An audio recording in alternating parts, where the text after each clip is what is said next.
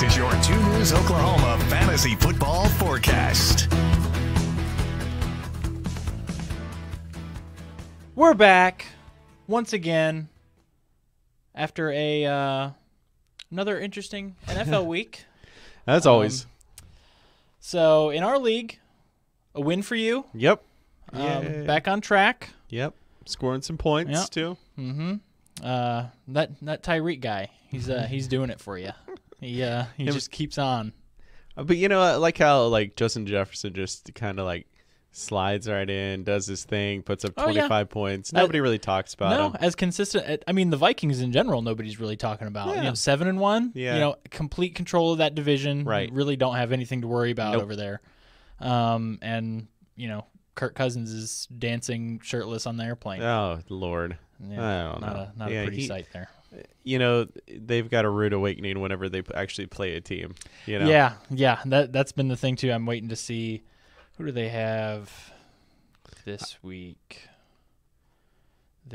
Buffalo. Oh well, there you go. There's your test.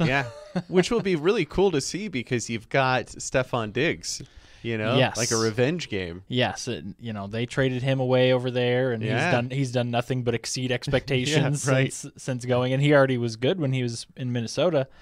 Hopefully, and I guess we can mention it now. Josh Allen being tested for this UCL elbow issue, which could go either way. I kept watching all day today.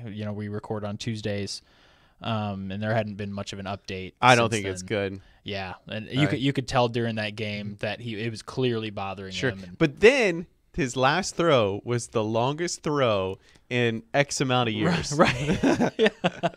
So forget the elbow. You don't even need one with it. Right. Yeah. You don't even need an arm. You just spitting bullets. You just attach the ball to his shoulder and it'll just jettison out. Yeah. I mean, how do you do that with where they say last time he missed a month for the same injury? So I mean, and then he goes out and throws the longest. Right. Yeah.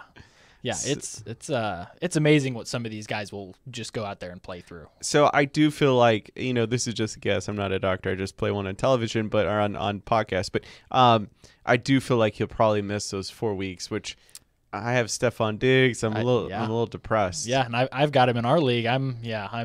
I'm worried about it. Yeah, I think it's Case Keenum is the backup. Yeah, which him and Diggs played together a little bit in Minnesota. That's right. But and Diggs is a possession receiver, so right. he'll get his points. It's just the upside isn't as great. Right. There aren't going to be the 40-yard bombs right in his hand in the end zone.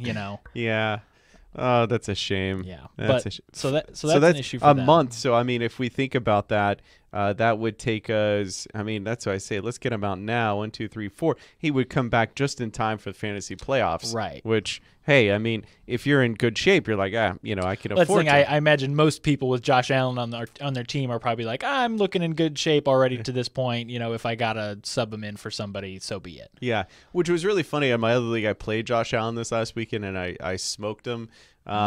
It's just, and I before the week started, I really tried to push to get Josh Allen on my team. And he wasn't going to trade him. I mean, I offered first round picks. Right. And I don't blame him. But now I'm like, I'm kind of glad I didn't. Yeah, it's one of those things. Just this whole fantasy, just week to week. It's like another thing, week to week. Joe Mixon.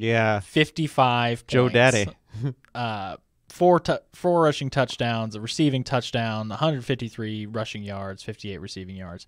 Just a total annihilation of, a pretty horrific Panthers defense. But he goes off and 8th most fantasy points per player ever in the history of fantasy. I was wondering what that statistic was as far as some of the best performances of all time. Number 8. So let me ask you this, and again, back to home league again. They, a gentleman has, and he's actually in our league too, and so I want him to lose 2 times. But anyway, he has Joe Mixon, Joe Burrow, and Jamar Chase on his team, and he's doing really well. Yeah, not so good. I think they've got a bye. They are on a bye this week, so that's a tough. Obviously he would have already been adjusting to Chase being out, but with Burrow and Mixon both out, it's a tough week coming up. Yeah, but he's still winning. When he put up 51 points, right? And Joe Burrow puts up 20. There's 70 points for 2 players. Yeah. And he's got Waddle.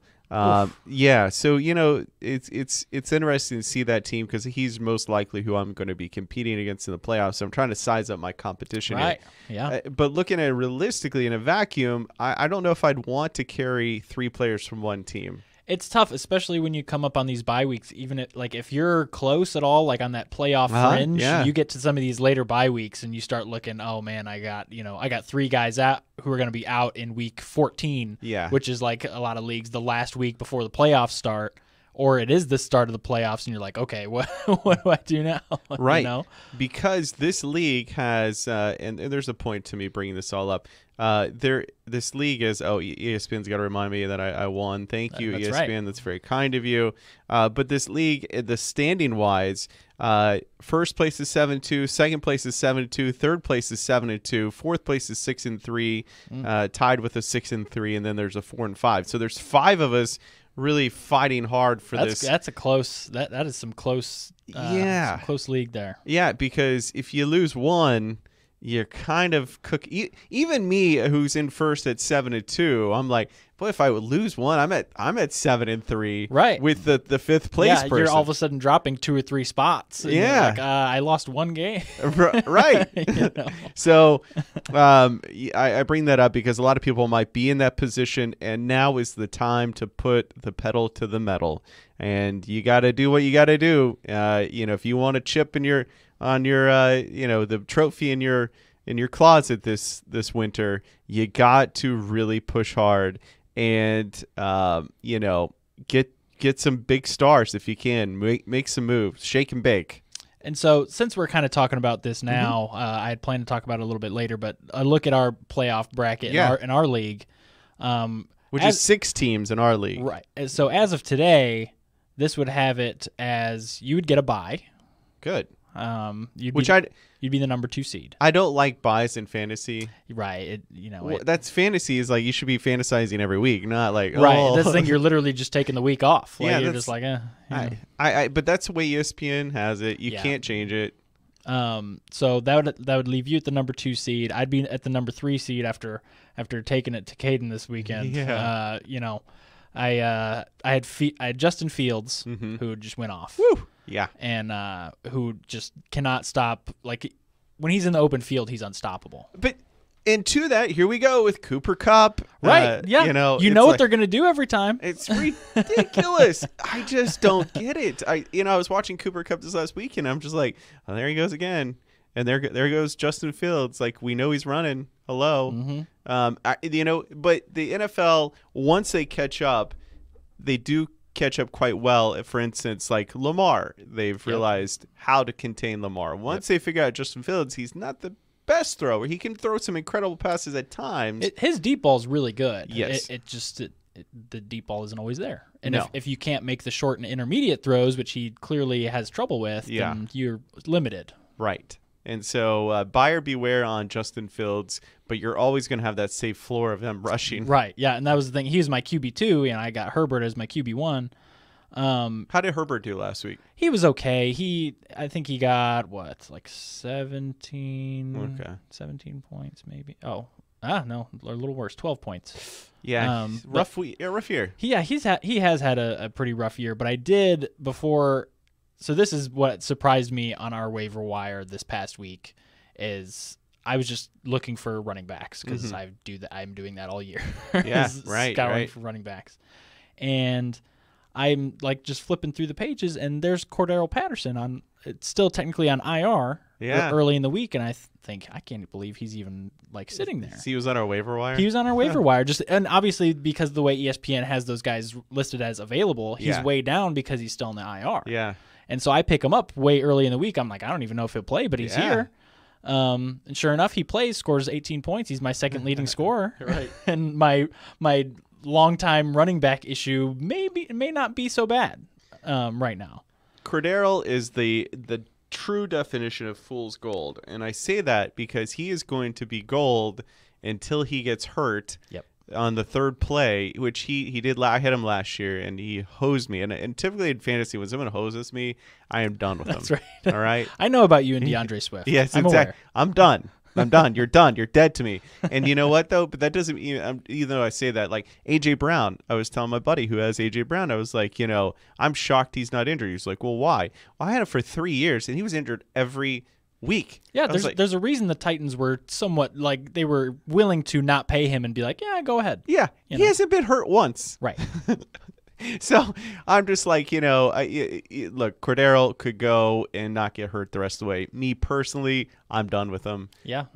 But that's it's right. You did find maybe it's fool's gold to me. Like one man's junk is another man's treasure. Well, right. And in my situation, you need him. Right. And anybody else out there should grab him and play him. Right. Sure. If he's out there, because I thought it was absurd that he would be out there on the waiver wire, right. Considering his because there's floor, IR really. slots you can put him in on right, your team. Yeah. And so finding him, those are the kind of guys you need to look for on your waiver wire. Like scroll all the way down, see if there's some names that you're like, wait a minute, why is this guy sitting here? Right. Because that's what I did, and sure enough, he was there, and I picked him up, and he helped me win. And he was a top 12 RB last year. Right. So I mean, hey, yeah, grab him. That's good keen eye awareness that when being in multiple leagues and I feel really comfortable with our Channel 2 team, I don't pay really close attention to. Right. So I'm on my other league, really focusing, and I miss stuff like that, and that might come back to bite me in the end.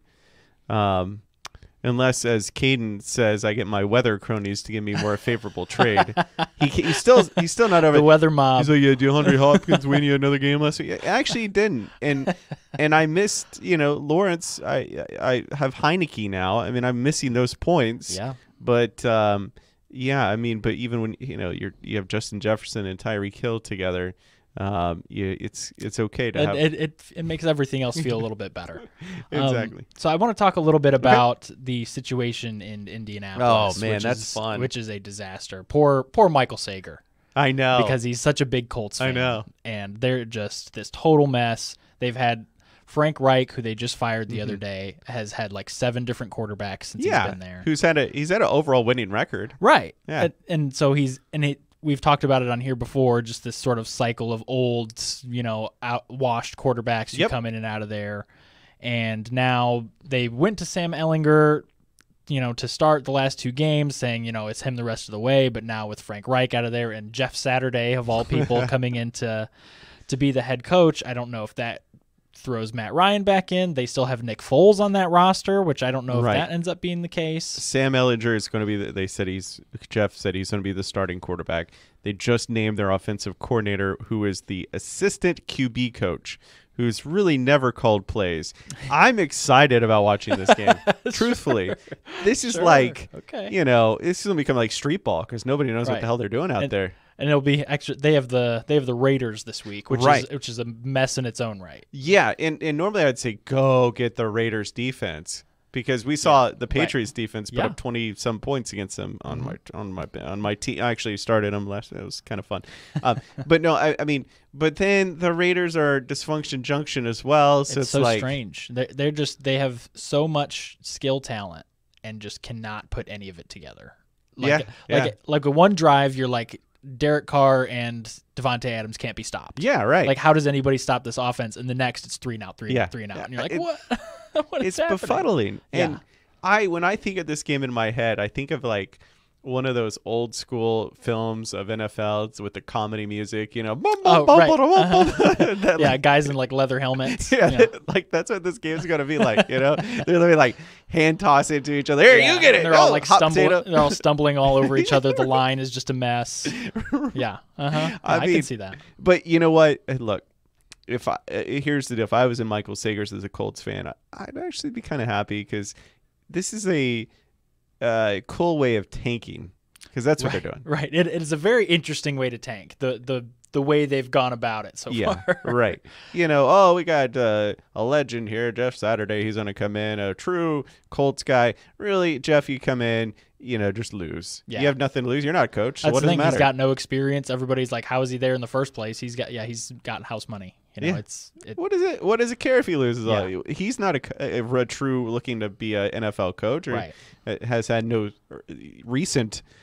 He's coaching high school, right? Right. It's just it's basically just the owner there, Jim Irsay, being like, here's a guy that people won't be immediately mad at. Yeah, exactly. Hey, you know what? We're going to get the first pick overall. Right. And we're going to pick a quarterback finally because they have not been right since Andrew Luck left them. No, that seems to have left them, in a pretty tough spot. And every year, like before the season started, with all these washed quarterbacks that they've been bringing in, they're like, oh, the Colts have a really good roster together. Like that with like Matt Ryan, right? And people are talking about like, oh, this could be like an AFC, title game sort of favorite team with just like some of the different pieces they have. And every year it just fizzles out. Listen, if this was Frank Wright's calling, then yes, he deserves to go. If his idea was like Matt Ryan's my guy, then yeah, you got to go. Because just as a casual viewer outside, I'm like, are you crazy, Matt Ryan? Right. He hasn't won junk. He lost the Super Bowl. Yeah, that 28-3, it's all been downhill from there. Yeah. He's old. He's old ice. That's what he is. Melted ice. So on the Colts, fantasy implications, I wanted to ask you, with the direction that they're going. And some of the injury, like Jonathan Taylor's been in and out over and over again. Why even play him anymore? Why? Right. So if you have him, and you have even like a slightly better option, if he is still playing, are you starting him? No. Are you trying to trade him? Yes. Okay. That's the really tough part, though. I mean, this was #1 pick overall. Yeah, a lot of people. Yeah, and you're not going to get that in return. Right. You're going to get still some folks that are going to still buy high on him. Mm-hmm. It's Jonathan Taylor, that hopeful, hey, this guy. But, man, if you can sell him, go ahead. If you can get Etienne off of him, go for that. If you can get, even Stephon Diggs with a hurt, I would take really anything nice for Jonathan Taylor. Yeah, like somebody that you can start, yes. hopefully. Yes. And even if I mean, let's go down the line here. I mean, who else at this point, maybe even Chris Godwin, who gets a lot of targets. You're going to get some points for. I don't see Jonathan Taylor's future bright this year. Now, if you're in a dynasty, you got to keep him and suck it up. Right. And then same question with Michael Pittman, who is healthy, but is obviously with the quarterback situation there, it's not as clear what his role is and what his touches are going to be. If you have the option, are you trying to shop him if he's on your team? Yeah. I had him last year, and I get this. I'm pretty good at watching these players and kind of getting a good feeling of who they are. And I sold Pittman, and I was just like, nah. There's just, and it's funny because, like, and I'm not always right. I'm not trying to say that, but I just feel like that gut feeling, like watching them, like these people are nothing to be that exceptional. But going into the season, it was all hype, like, oh, Pittman, top 5, top 5. I'm like, well, one, we got, Matty Ice out there, and he's just not. He's not wide receiver 1. He's a great number wide receiver 2. Yeah, I agree with that. And going along those same lines, we'll transition with some of the wide receiver issues in the league. In one of my leagues, I am a very sad Keenan Allen owner. Well, yeah. Who I'm sure there are a lot of out there. I think Ian Rappaport or Jake Glazer, one of the two, reported that he was turning the corner. Right, I saw that, which is, But then the coach came out yesterday and was like, well, he's still day to day. I'm like, right, and the thing with the with hamstrings with some of these wide receivers is like it's one of those things that until you get to the end of the year, it just lingers. Yeah. So I'm hopeful though with him. Yeah. I think he'll come back. He's a competitor. I think he'll come back. And like you said, when he comes back, he's not on a snap count. So I think once we get him back, I think you can feel pretty safe on putting him back out there. He's Keenan Allen, and Herbert needs someone to throw to. Right. So don't lose hope on Keenan just yet. Now, if we get to Thanksgiving and we do not have Keenan, then it's time to jump ship. Yeah, and the situation, like we mentioned a little bit earlier, just the year that Herbert's had, he's been so hampered by his surrounding. Like he's got Eckler there next to him, which is who nobody stops. Right, Eckler. Yeah, he's just another one of these guys that is just always open. Yeah, he's getting older too. And he catches 10 balls a game, and it's like what?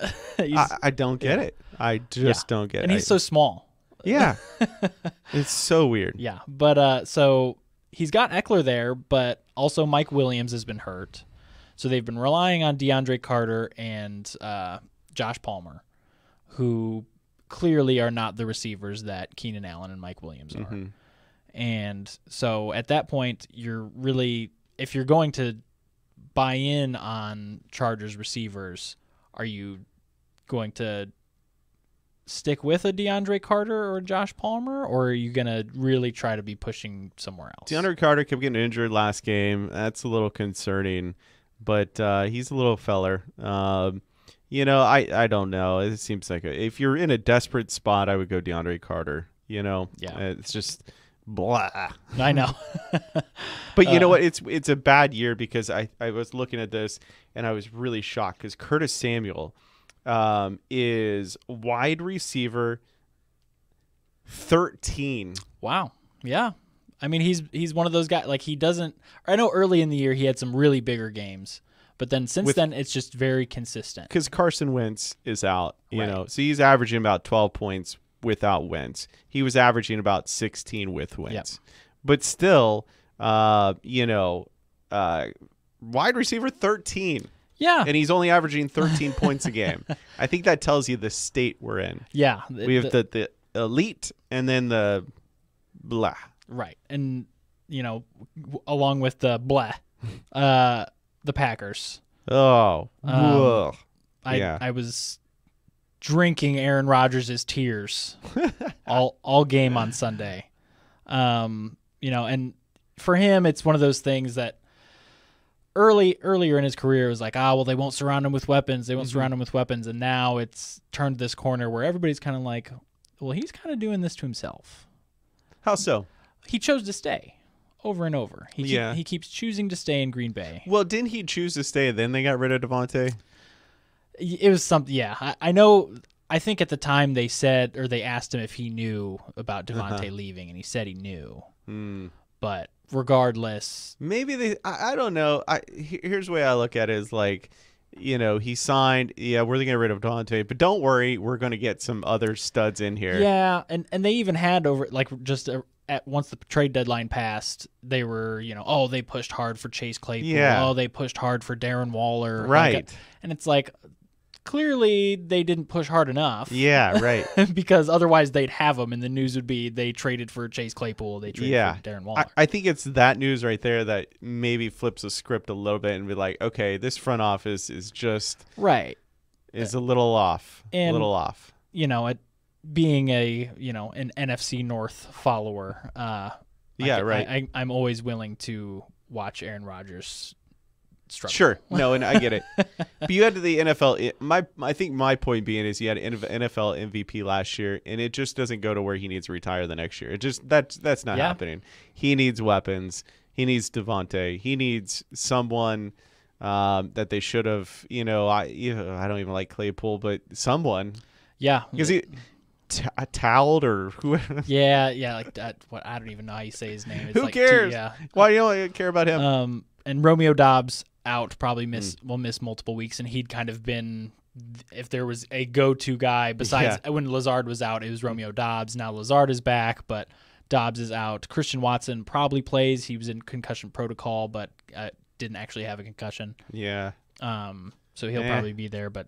Yeah, it's just Lazard and a bunch of guys. Yeah, and Tunyon is every once in a while worthy, but he's Tunyon. It's unfortunate. I don't like Aaron Rodgers myself personally, but I also try to keep like the outsider going. He's kind of getting the shaft here. This sucks. No, it's no doubt. Like, obviously the last couple of years the running game has been there for him, which he never had early in his career. It kind of flipped. Like, he used to have, like, a decent receivers and then no running game. Yeah, right. And it really flipped on him to now, like, he's only got a running game and no receivers. Right, and Aaron Jones came up a little banged up. Right. And they say he's going to be ready. But, I think that's just talk. I don't think he's going to be ready.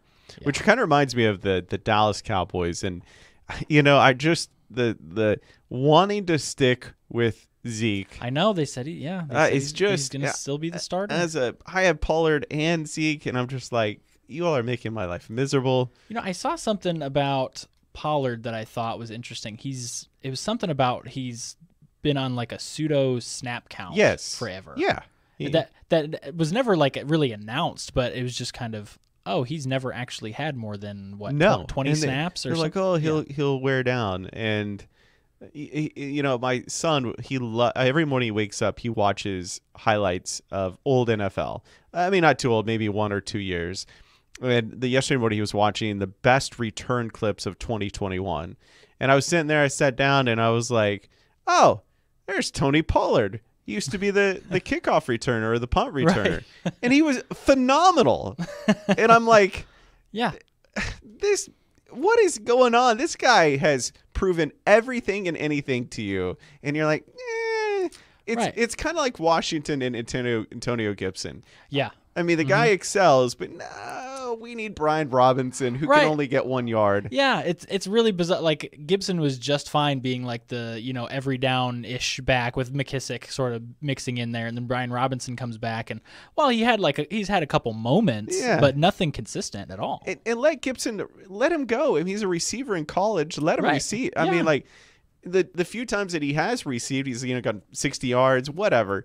It's almost like the only guy I'm going to give credit to is Doug Peterson. He saw ETN and was like, "Here you go, James. Here's the package. Get out of here." Because this guy, this is our guy. Yeah, like hello. Yeah, let's do this with Antonio. Let's do this with Pollard. And let's do this with Swift. And if Swift can't handle it, he's hurt. Put him on IR. Then you move on. Yeah, and he's still been on restricted snaps and everything. Jamal Williams still getting a lot of the which work is there. insane. I know. But so it was the running back coach, Skip Pete, which is a great running back coach name, said that Tony Pollard has been at like a 30-play max out. Mm-hmm. Right. And so last week Pollard played a total of 30 plays, and that was it. Right. He's never reached 20 touches in a game. Yeah. No. That's bizarre. In TV we have IFBs. Right. So this guy, Skip Peter, he had an IFB in his ear with Jared Jones in his ear and going, "Hey, this is what you say, or you'll be fired." That's right. and here in the 30, but no, Zeke's our man. Zeke's amazing. Zeke's our guy. Yeah. That's all you hear is Zeke, Zeke, Zeke. If you, as a casual viewer, just watch the stinking game, it's so clear that Zeke is an old man out there. It's like Frank Gore when he was 52 running the ball still. It's like, okay, he can get 2 or 3 yards. Good for him. And he can plow through a line. Yep. But then you put in Pollard, who looks like ETN out. I don't want to. They're kind of different mold. But he just looks so explosive. Yep. Mm-hmm. And I understand. I do kind of get, let's not wear him down. And you don't have to. No. But you got to give him more crucial more crucial touches. Yeah. You can't get to a point in the game and be like, well, Pollard's hit his limit. Yep. Unless he's sitting there saying, I've hit my limit. Yeah. Right.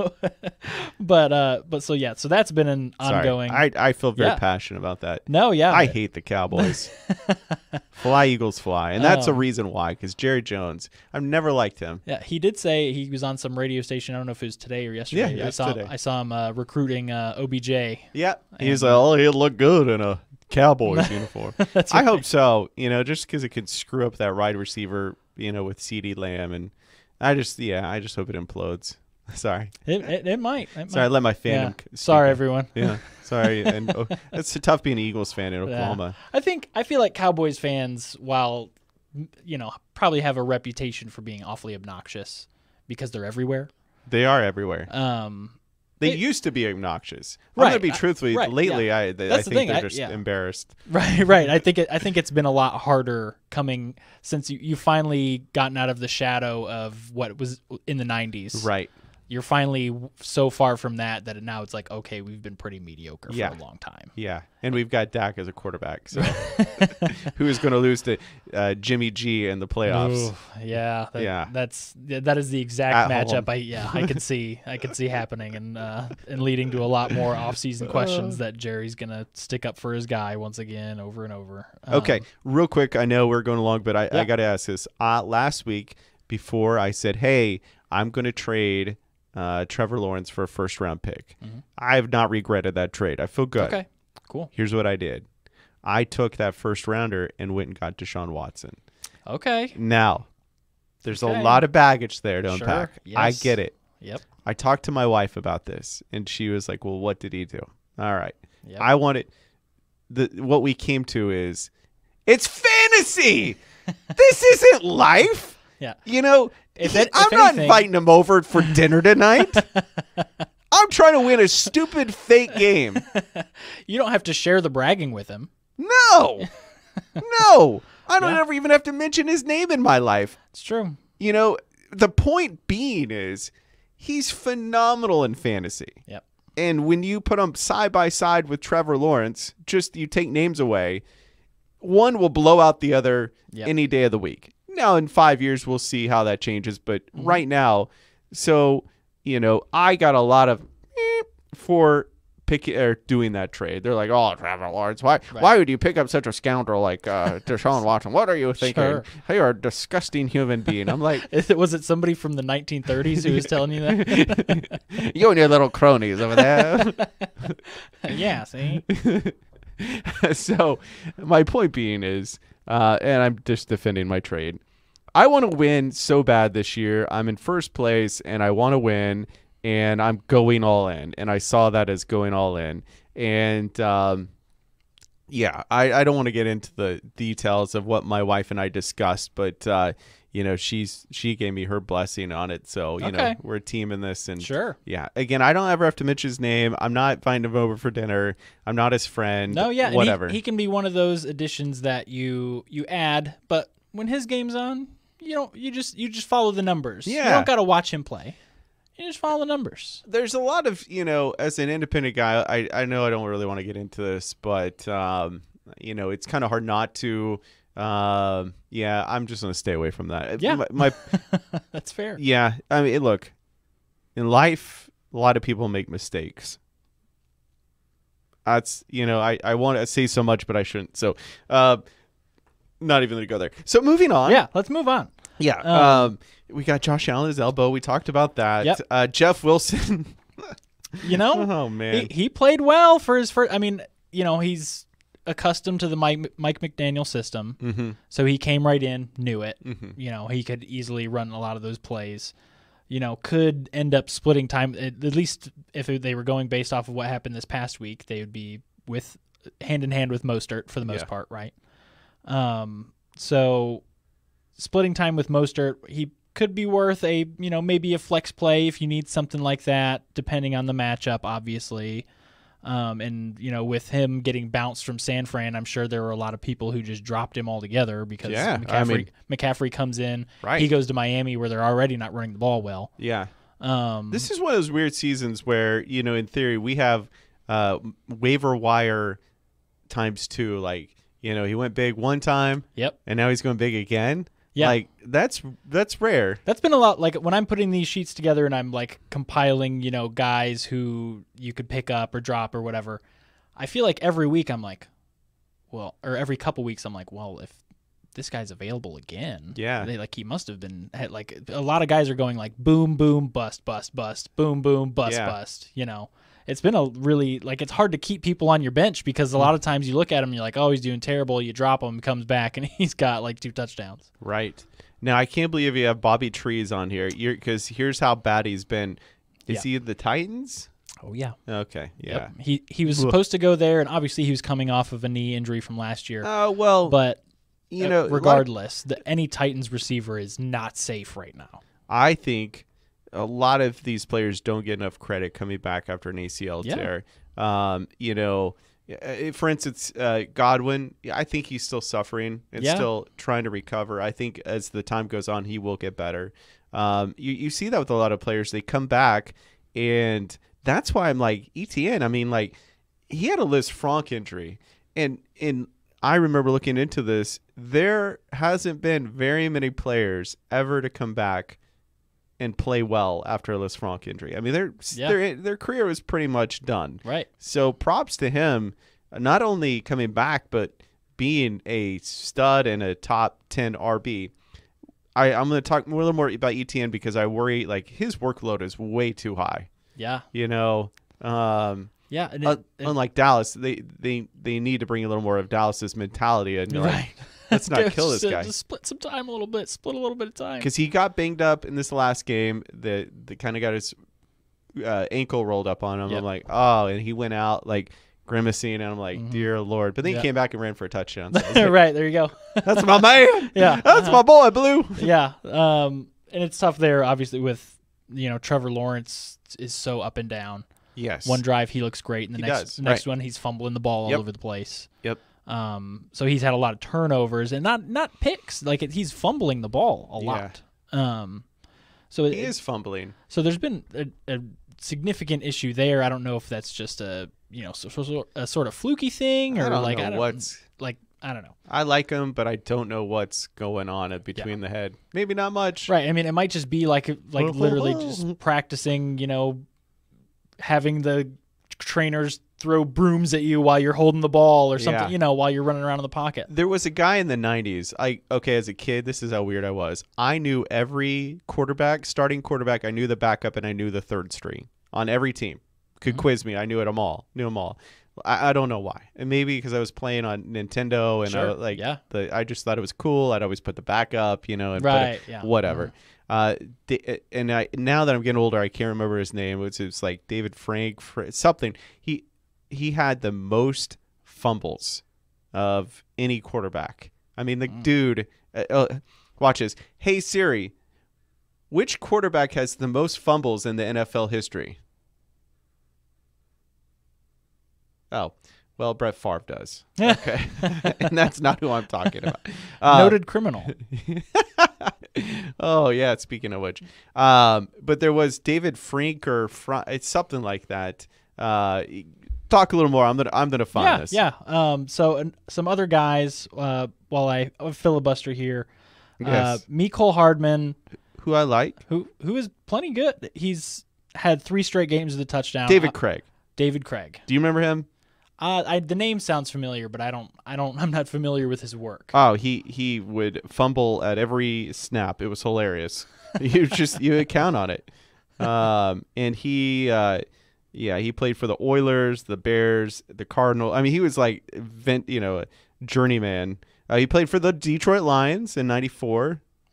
And was that the overtime game where Marty Monowig or whatever his name was, he allowed him to. Do you not remember that? 94? Yeah. It's before my time. Oh, how old are you? 27. Oh, man. Yeah. Anyway. I was dead. Yeah, you were. Yeah. So Marty Monowig, who was actually the offensive coordinator under Andy Reid with the Eagles, he was the head coach of the Detroit Lions. And he had the opportunity in overtime. He won the toss. Okay? He won the toss. This is typical Detroit Lion. Yep. He won the toss. He elected to choose. He wanted to go with the win rather than get the ball. Sure. How do you think Bold strategy? How do you think that turned out for him? Yeah. Yeah, he lost. They scored it, and it was done. So, yeah, I'll never forget that game. And David Craig was one of the man, you missed some great quarterbacks in the 90s. Gus Frerotte, does that name ring a bell? I again, familiar with the name, not familiar with the work. He went to TU, great TU quarterback. Sure. Went to the Washington team at the time. And he got excited, and he ran to the kind of like the Lambeau Leap, but he went and just headbutted the outer rink of the field, and he was done for the day with a concussion. Oh no! I mean, it was like the wall rang his bell. Oh yeah, it was hilarious. The things that you would see in the 90s with quarterbacks, because the NFL was evolving, and you had Troy Aikman, and you had Jim Kelly, and Elway, and Joe Montana, and that was it. Everything else was just a mess, and they were trying to win with no-namers. I don't. Do you remember the name Ty Detmer? I don't. No, he was the Eagles quarterback, and then his brother Coy Detmer, who I've got actually an Eagles helmet signed by in my office at home. He was the Eagles starting quarterback under Andy Reid of all people. But you just had these names that were just like, you don't have that really in the NFL, because if you're a starting quarterback now, maybe a PJ Walker would be someone like that. Right now you're either really good or you're on your way out. You are on your way out. But these guys were known, probably going to stick around the next year. Like Ty, they were serviceable. Yeah, like for the time. Exactly. Remember Slash? Did you know Slash? I'm a Guns N' Roses fan. I'm familiar. So Slash was the Pittsburgh Steelers quarterback, his actual name is ringing my I can't think of it right now, but Slash was a really cool quarterback. This was before Michael Vick and the running quarterback. He played receiver, quarterback, and running back. He was like Taysom Hill. But he was Cordell Stewart. Yeah, Cordell Stewart. Yeah. I didn't know his nickname was Slash. Oh yeah, because he played all the positions. Okay, sure. Yeah, so you had such fun quarterbacks back then. Right. They weren't the greatest, but they were like Doug Flutie. Yes, I'm familiar with Doug Flutie. Doug Flutie. I mean, he was 3 foot tall, but he could, and he took him to the playoffs, and then he got the Bills. This is what's so fun about the 90s, early 2000s. He got the Bills to the playoffs as the little man that could, Sure. Like 3 foot tall, just, had all the charisma and hope with him, and then they benched him in the playoffs. In the playoffs? The Bills. Huh. Wade Phillips benched his rear, and Wade they Phillips lost. is still kicking around out there somewhere as a defensive coordinator, and then they lost. And so when the Cowboys got, I'm like, you got this loser who ironically couldn't find a quarterback in Dallas. And I'm sorry to go on for so much, but you really missed a great era. Apparently, of I NFL. need to do some research. Yeah, you should watch 90s highlights from quarterbacks. It's amazing. So with that, so I'll be quiet. We'll wrap up on Channel 2 this week. Sunday Night Football. We get Chargers at 49ers, which with how the Chargers have been playing this year, not quite as exciting as maybe it would have sounded before. Yeah. The Niners, Jimmy G. Yeah, meh. But Christian McCaffrey has been really fun. Maybe he'll, get the three-peat again. Oh, man, I'm playing against McCaffrey in my little league. That'll be a lot of fun. Maybe I play, I've got Garoppolo on my bench. Maybe I'll just play him just to absorb some of those points. Right, there you go. And then the next week, I think there was a game flexed. Yes. Thank God, because it gets really bad. Yes, I think they flexed out. They had originally they had Steelers-Bengals for Sunday Night Football next week. Flexed that out. Now we got Chiefs at Chargers. So it'll be Chargers 2 weeks in a row. I don't care. Yeah. As long as I'm not watching that's right. 80 teams. Yeah, I don't need to watch Kenny Pickett anymore. I think I've had enough. Yeah. Yeah. Ugh. But yeah, so this week we got Chargers at 49ers on Channel 2. We are, like we mentioned earlier, we're headed towards the playoffs. So start looking at some of these late bye weeks. Start planning ahead for these for your first playoff matchups. Make sure you're going to have guys available with this long extended season now. It makes things a little different than it used to be. But we will be back. Caden is off today because he's worked 8 million days in a row. He's worked every day for the last year. So he will hopefully be back with us next week. For Mike Collier, I'm Ryan Love. We'll be back next week. Good luck.